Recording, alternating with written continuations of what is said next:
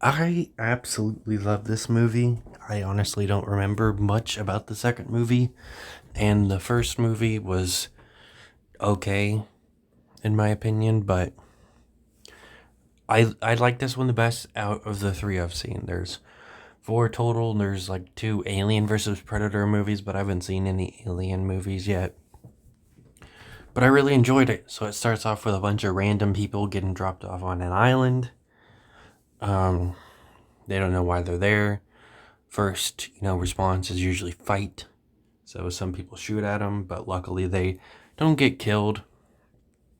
One of them decides to explain the situation instead of shooting him because he has the chance to. He goes behind him and says he could shoot him, and that if he was a bad guy, they wouldn't even be having that conversation right now about whether he was not a bad guy or not. So, pretty good start. We get some pretty good actors. This movie came out not too long after Topher Grace, which Topher Grace did Spider-Man 3, which makes me feel old because I was like, wait, he's in this movie? He's not in movies as much, at least in big movies. But the stuff I've seen of trailers for that I still haven't seen yet, I remember there was a movie, I think came out back in 2019 that I still haven't seen that looked pretty interesting with Topher Grace. Um, but anyways, pretty good start to a movie. End up figuring out that they all have one thing in common. They're all killers, like Black Ops, military, gangs, cartel, you name it. That's what they all have in common. So, you're also kind of weirded out that a doctor's there. Like, doctors don't really kill people, they may by accident. Um, So there ends up being this plot twist that the doctor just lied. He wasn't a doctor. The reason he's there is because he's a serial killer. I will say that this YouTuber, one of my favorite YouTubers I watched, James, thought it was one of the dumbest twists he's ever seen, which I personally don't agree with. There's like some dumb things about it that I'll get to later, but it makes sense. They already explained in the movie that the predators wanted to kill killers. So, like, what's the problem? He's a serial killer. I don't think it's an out of nowhere twist. And the stuff he knew, like how this specific thing that's on a fucking alien planet will poison people.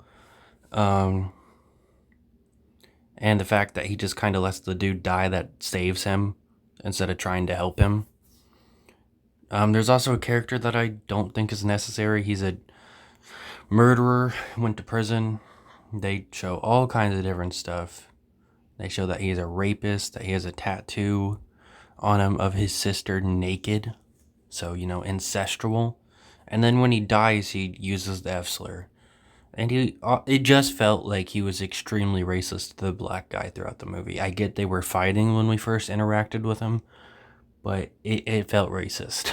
Um, but yeah, he gets killed. So, happy about that.